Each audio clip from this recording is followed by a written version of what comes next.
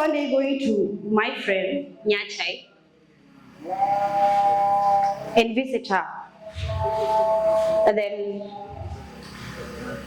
when she saw me, she was shattered. She cried to me, saying that, Nyajok, my dreams are no longer the dreams that I dreamed for. I'm not going to be a doctor anymore. I'm pregnant. And I didn't have any words though. I was just concerned. So I went back home and realized that this was not only her who was facing the challenge. I came home and faced mine. I was told, you are too big or too old to be in school. You need to be married off. The reality faces me as the way Nyachai faces the reality of her pregnancies. I continued studying. In secondary school, there is a program called GRE. So that program envisioned me, empowered me, and reminded me of what I should do to every young girl who is facing early pregnancies. After that program, or after that club, and the knowledge that I gained, I didn't stop there. There was also an opportunity of 100 Youth Ambassador Program, a program that teaches young people how to create projects. So I didn't say, oh, I was concerned, but that is not my problem. I come to realize that it wasn't only my friends who were going through that kind of challenge of early pregnancies. It was majority the entire community.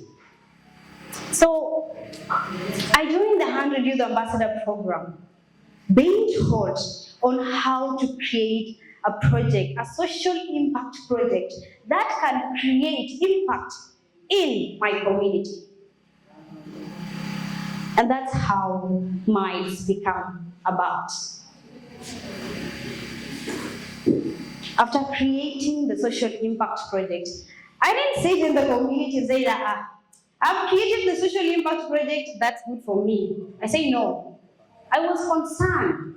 So the action needs to be done. I went to the ground. And called out for all the young mothers, all the young girls, empowering and mentoring them, telling them that getting pregnant at the early age doesn't mean that you don't have a second chance to go back to school. You have a second chance to go back to school. It was 2 years ago in a school in Kakuma. And it was the last day of school. And most of us at that time, we were preparing for the future outside of school, preparing for the big world, which is quite ironical if you see the state of Kakuma. It's not so big. This morning was one of the longest mornings. Students were scattered across the school compound. Some of them sat at the assembly ground waiting to be addressed because it was the last day of school. It was very boring. Nothing was happening. Until I came up with an idea. I needed something to happen. Because we were there for about 3 or 4 hours and teachers were in the staff room. Everyone was just doing their own business. I saw this as an opportunity. There's only 2 rules. The first rule is that you identify what you want to be in the future. And then you show us and you tell us the practical steps that you're currently taking towards that dream. So when I came and introduced that, I gathered everyone in the school compound, and then we came to the assembly ground. And I introduced that. So we had a few refugees volunteering to experiment and to try to show that, to play the game. And then it came. The question was turned to me. It was a shocker because I had not actually planned for this. I created the game, but I was not ready to play it. So after that, I hesitated. I performed a lousy poem I still don't like it until today, but that was a lesson for me. So 2 years before that, I realized that I was answering that game, or I was answering that question, how realistic is your dream, before I even discovered there was that question. So another thing that I knew when I discovered that is the whole how realistic is your dream is a metaphor of life. You are here today because you had envisioned to be here, and that is exactly, you did something, you took a next step to actually get here. So each and everyone has that metaphor about how realistic our dreams are. When I came to that question, I was asked these two questions. What was I envisioning for in the future? One was I wanted to be, it was ridiculous back then, but I wanted to be someone who advocated for truth through my art. Someone who was a relentless advocate for all the system, especially for the refugees, through my art, poetry and writing. And the second part was someone to influence the change, especially in the academic system. Worst case scenario, I create my own academic system and empower fellow refugees. So then it started. When I realized that I could actually make a voice is when I noticed an educational gap, especially for youth who stepped out of high school. Now we are here. It's been 30 years since refugee camp was established. Some of us are still stuck here. People who had envisioned to be great in academia and in art and all these other spaces, were still trapped here because the system wasn't just for them, or it was not designed for their future in mind, or with their future in mind. When I realized that gap, I knew it would affect me. I was in Form 4 then. And I started doing one thing. There was very little, and I knew that that was also something that would create change. I started writing. A few of my articles and pieces would be acknowledged by Samuel Hall, People Under Search for Hope, and many other institutions around the globe, especially in Africa. It was finally a time that people were turning their eyes to see what was happening in the refugee camp, because they had no idea. The whole idea of Kakuma refugee camp, if you look at the last word, camp is a confinement. And that also means something, when you think about it philosophically, is something that is really, really hurtful. A confinement is also basically also a confinement of dreams. So a lot of people in Kakuma can never access the world outside Kakuma because they're confined here. But is that the solution? After actually writing about all of this, and I knew that my work and art would actually make there, I ended up collaborating with institutions like the UK government and the United Nations to talk about some of these issues. But it wasn't enough, because talking itself doesn't do anything. If you talk about something and don't actually do something about it, it's nothing. You are just a person who's making institutional noise. And at the end of the day, nothing happens, nothing reflects back home. For example, if I stand here and talk about all of this stuff and don't do anything back then, it was in 2023, I recently won a writing award in East Africa competition, essay competition. So in 2023, someone reached out, and he would become one of the most important people in my life. He became my mentor. His name is Martai Moore, and he's currently a PhD candidate at Oxford University. He reached out, he told me, hey, babe, I saw your article, and that's quite solid. I like the work that you're doing. I was not doing anything, by the way. And we also supported other people, the young mothers, giving them, the whole control of their livelihoods with the mentorship program that we had. This was the impact that I was making.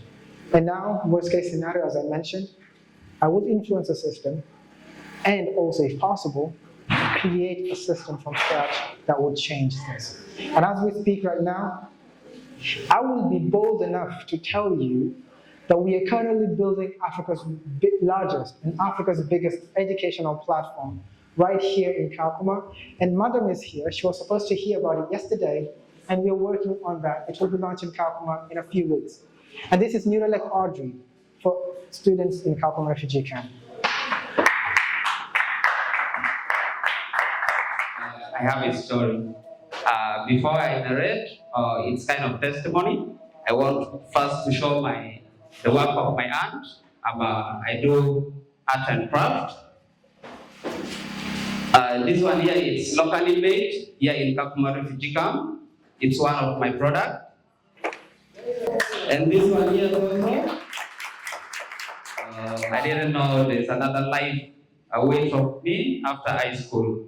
So I finished my Form 4. I wrote a lot of applications without feedback, which slapped me with a slap of giving up. But I'm that person very optimistic. Uh, no employment, no jobs. In family of 8 and a father of 2 kids, I have to provide.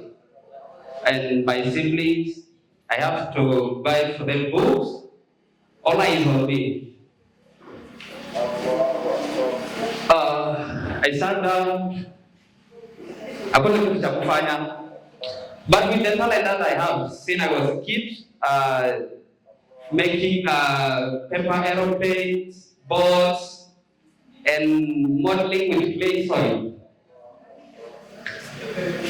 I've tried to figure out, I started the business at home base.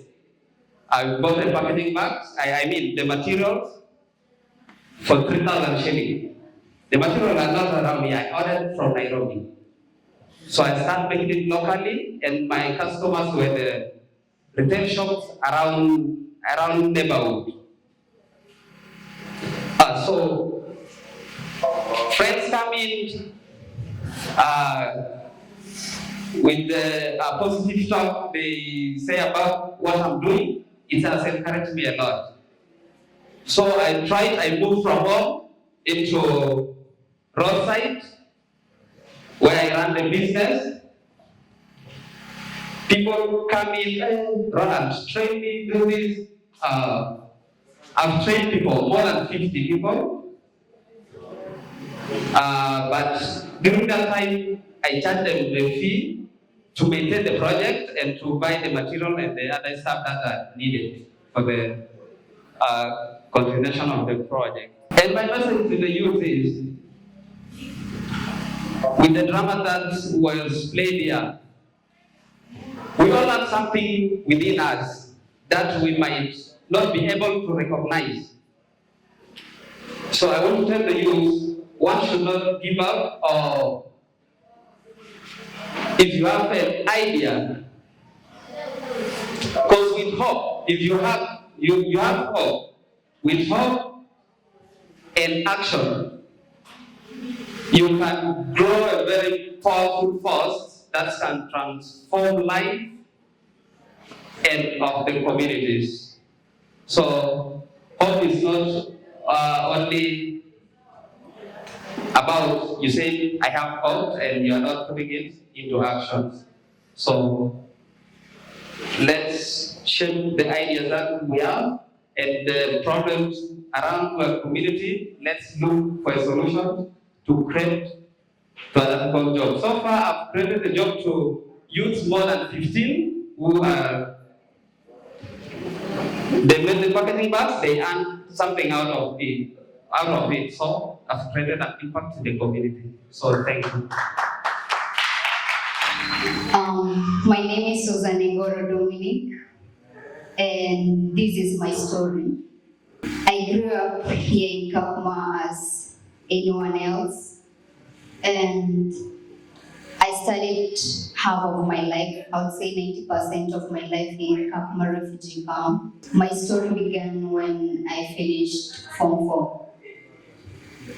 I got a grade that I'm not proud of, but people outside there are proud of me. I had an option of repeating school, but due to family advice from people and also my consideration as a person, I thought that would be wasting time. In 2025, I was in depression for a period of 3 months, trying to heal out of the grade I got. But in April 2025, I was invited for a career guidance training at Nakosi. I don't know who referred me, but I was invited for the training. The training was for 3 days, and that was when my turning point came. I met Madam Tabitha Maina from DRS. I know most of you might know her.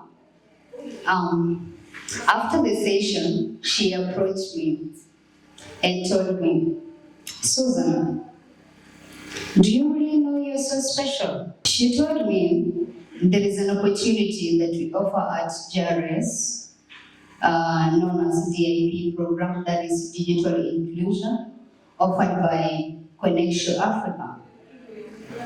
Now that I've trained you on how to intervene and navigate through the interviews process and how to present yourself, why don't you give it a shot? I believe they had in me. I got a chance to be one of the students in that program. I really took the chance so serious that before I even noticed, I got a job. I got my first freelance job. We were not even done with our final examination. Somewhere in between, UN came, sponsored my trip to JTEX Kenya, Nairobi. And that was when I had a privilege and honor to meet with the current country director, the UNHCR country director, Madam Fatima Hall. And meeting with her changed the perspective of how I see things. Have you ever sat down and told yourself, enyewe mimi msee na naweza jaribu this one? It's just that a lot of us have those limitations that siwezi kama madem. Si unajua nikijaribu hii stuff sitaweza. Hakuna opportunity yenye nasema hii ni ya madem na hii ni ya maboys, tuchape kazi vilivyo. Thank you so much. From a household where this all rooted from, I had a sister, my oldest. This sister of mine had challenges as she was growing. Academically, her basic needs, and most importantly, her dignity as a girl who is growing up. At the age of puberty, at the stage of puberty, she faced challenges of menstruation. So she had no one to discuss this issue with. She had no one to feel free whenever talking. She had no one to provide her with the resources, such as the menstruational pads, the menstruational products, in order to maintain menstrual hygiene and manage it with dignity and safety. So she never had the courage to go to the father and speak about this. She was afraid. So she would come to me, knowing I was young to know all these things, and would tell me that, Abraham, please go to our father. Try talking on my behalf so that he can give you at least 500 so that I can go and buy my menstrual products. At that age, I never knew what menstruation was. So I thought maybe it was something small. So I ran to the father, did all my cunning ideas, and I got the 500 shillings. I gave it to my sister, and she was able to access the products that she needed. This action has driven me to the point I am right now. Coming to Kakuma refugee camp has changed my perspective, my view of life, regardless of the challenge. Mimi naitwa Lokoroi Damari. I work for UNHCR Kakuma as a protection officer and education focal person also for Kakuma. And I'm really happy to be here. And on top of that, I'm also the communicating with communities focal person for Kakuma. So communications bit is still on my docket, and I'm really happy to be here. I work closely with Kinaimani and so many Arelos that are in the media space. And I'm happy because these people have really, made strides when it comes to what they are doing, especially on communication. Mnaona hizi stories mlikuwa mnasema hapa. We were just seated down as invited guests, and we were being entertained by you. Mna run show yote, umefanya connections, you're taking good pictures, and I'm confident the level of documentation we do in Kakuma is on a different level. My name is Lokutan Ann. I work for FilmAid Kenya, and I believe most of you have met with FilmAid Kenya. And one of our way of communicating with communities is storytelling. So we were planning for World Refugee Day with the UNHCR and other partners, but one of the build-up activities was storytelling. So we partnered with Story Matters because FilmAid also engage communities in storytelling. So that's why we are here today, at least to hear from you and even to get encouraged. And I am really one of the person who is going encouraged here by the stories of people like Susan. I want also to encourage you as a youth. To the place I am today, it is not because I had the potential or that right to get to the place I am today. It took going through challenges and even getting through to some successes with the encouragement from mentors.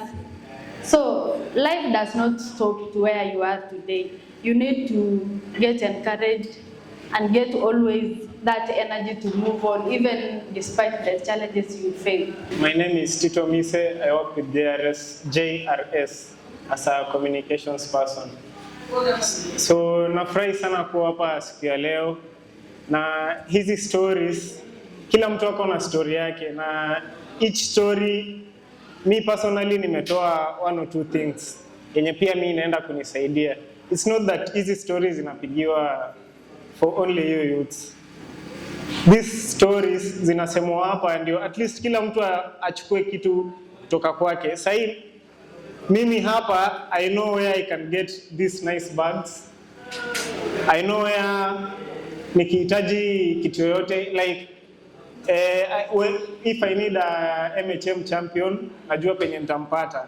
Just excited to be here. My name is Winnie Latino. I come from this organization called UNICA. Wangapi wamesikia UNICA? Wamesikia? Tatafuta watu wameact about UNICA. Yeah, so we are friends of Boma and UNHCR. We joined them for the World Refugee Week to celebrate this together. Inspired by everything that has happened today here. As an organization, our key mandate is to fundraise for scholarships. And it was interesting to just listen to the conversations here. And being an education pathway, as an institution, we are very passionate about youth and projects that run around youth. So we are really looking forward to work with the UNHCR and BOMA